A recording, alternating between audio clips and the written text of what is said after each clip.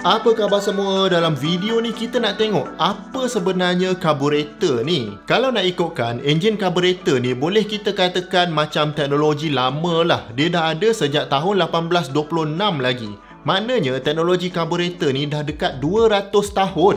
Dan dia duduk dalam semua internal combustion engine pada satu masa dulu. Jadi korang bayangkanlah berapa ratus juta karburetor ada dalam dunia ni. Tapi walaupun benda ni teknologi lama, tak semestinya enjin sekarang dah tak guna karburetor ni. Bahkan ada banyak lagi enjin zaman sekarang ni masih pakai karburetor ni. Tapi untuk enjin kereta dah tak ada lagi lah sistem karburetor ni. Semua diorang dah tukar dengan sistem fuel injection. Tapi karburetor ni masih ada dalam enjin kereta lama dalam 20 tahun lepas. Maknanya masih ada lagi atas jalan dan juga enjin motosikal dan enjin-enjin kecil yang lain lah. Contohnya macam mesin rumput, pam air dan macam-macam lagi. Karburetor ni sebenarnya saya pun baru tahu yang perkataan asal dia adalah carburate. Dan maksud dia adalah kita campurkan carbon dengan something. Itu punca asal perkataan carburate ni. Jadi karburetor maknanya benda ni adalah alat untuk campurkan benda. Dan dalam kes kita ni, kita campurkan minyak.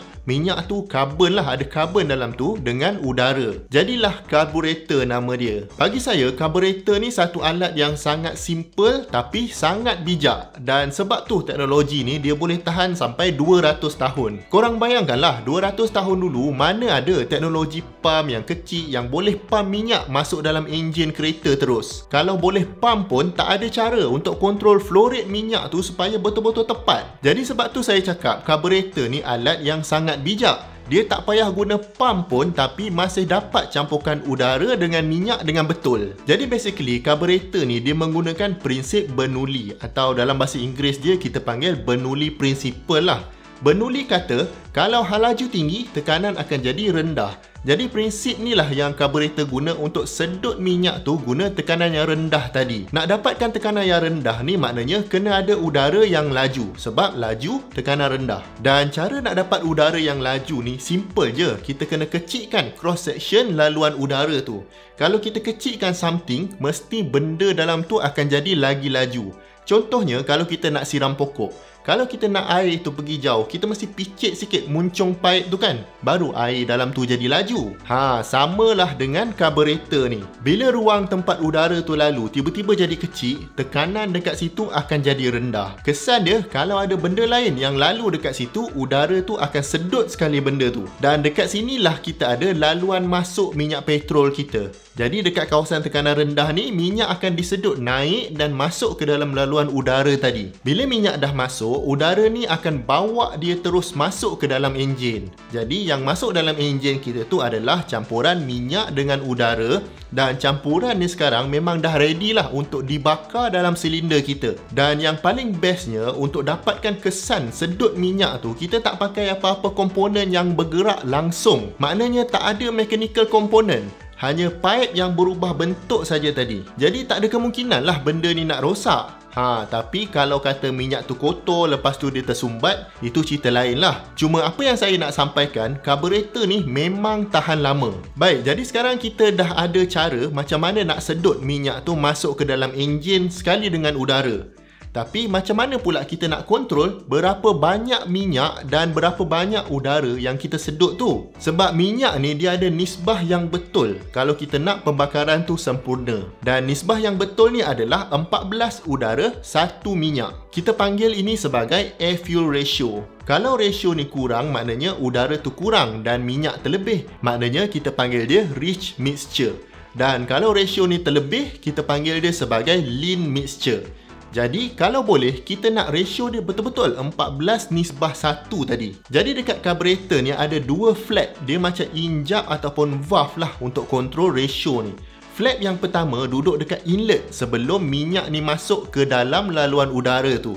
Dan flap ni yang kalau korang nak tahu, kita panggil dia sebagai choke. Biasa dulu saya bawa motor Honda bulat C70 tu, sebelum nak start minyak, kena tarik choke dulu. Lagi-lagi kalau waktu pagi, memang susah betul nak hidup. Jenuh buka tutup choke tu. Enjin mesin rumput pun sama, kena tarik choke dulu baru senang nak start. Jadi choke ni memang dalam bahasa Melayu dia adalah cekik lah. Maknanya kita cekik laluan tu supaya tak banyak udara masuk, tapi banyak minyak yang masuk. Maknanya mixture tu jadi rich lah. dan lagi banyak minyak, lagi senanglah nak terbakar. Sebab tu enjin ni bila tarik cok jadi senang nak hidup. Lagi-lagi waktu pagi, waktu enjin tengah sejuk. Bila enjin dah start pula, dia dah panas sikit, bolehlah kita tutup balik cok ni. Kalau tak tutup, nanti dia makan minyak banyak. Jadi bila kita tutup, kita stop lah cekik tu dan udara pun boleh mengalir macam biasa. Itu baru satu flap. Satu lagi flap, dia duduk selepas udara ni dah bercampur dengan minyak. Dan flap kedua ni yang kita panggil sebagai throttle. Jadi kalau korang tekan pedal minyak ataupun pulas throttle motor tu, dia akan kontrol flap yang inilah. Lagi banyak korang tekan, lagi besar flap ni terbuka. Jadi pendek kata, flap kedua ni dia kontrol berapa banyak minyak yang masuk ke dalam enjin. Lagi banyak minyak masuk, lagi banyak power output enjin tu. Jadi kalau ikutkan, ada dua je lah benda yang bergerak dekat karburetor ni sebab nak kontrol flow rate udara dengan air. Dan flap-flap ni semua dia disambung secara mekanikal dengan kita punya choke ataupun pedal minyak. Masa ni tak ada lagi teknologi drive by wire. Jadi memang mudah dan simple. Murah pun murah, kalau rosak memang tak susah nak repair. Pomen buka, cuci-cuci sikit dah elok. Kalau ada benda patah ke, tukar je baru. Memang tak mahal mana pun. Tapi macam biasa, kalau kita kata karburetor ni bagus sebab dia simple, mesti nak tak nak akan ada kekurangan juga. Kekurangan karburetor ni adalah benda ni dia terlalu bergantung kepada bernuli prinsipal tadi. Jadi dia bergantung kepada tekanan udara kita. Kalau dekat atas bukit, tekanan kurang. Engineer tak ada cara untuk tune karburetor ni untuk bagi lebih power dekat enjin. Kalau minyak tu ada perubahan pada viscosity dia, terpekat sikit ke, tercair sikit, pun akan ada perubahan pada kadar alir. Pendek kata, engineer tak boleh kontrol dengan tepat berapa banyak minyak nak kena masuk dalam enjin tu. Sebab kadang-kadang waktu kita nak high power, kita nak minyak yang banyak. Tapi bila idle, kita tak nak guna banyak minyak. In fact, kereta sekarang siap boleh cut terus supply minyak pada a few cylinder waktu tengah idle. Just bagi enjin kita minyak untuk cukup-cukup makan je untuk dia stay berpusing.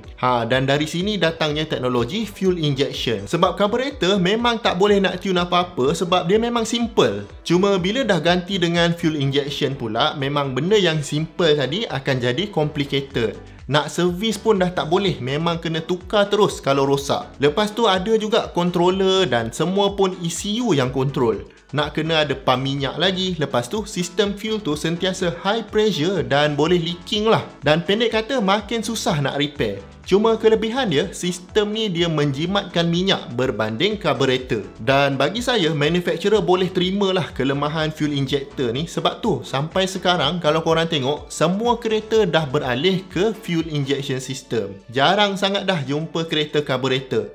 Kiranya tak kira apa-apa sistem pun ada pros and cons. Cuma zaman sekarang ni orang concern pasal pencemaran, pasal fuel consumption. Jadi nak tak nak kena juga pakai fuel injector walaupun dia sangat kompleks. Okey, jadi korang faham tak pasal karburetor ni? Kiranya next time kalau korang kena tarik tombol choke tu, korang tahulah apa yang choke ni buat dekat karburetor enjin tu. Apa-apa pun jangan lupa tinggalkan komen di bawah. Dan kalau anda belajar sesuatu dari video ni, saya hargai sangat kalau anda dapat bantu kami dengan 2 klik. Klik butang like dan klik butang subscribe. Dan kalau anda berminat, boleh juga untuk join membership Hasbullah Syarah dengan cara tekan butang join dekat bawah. Jumpa lagi di video yang akan datang. Assalamualaikum.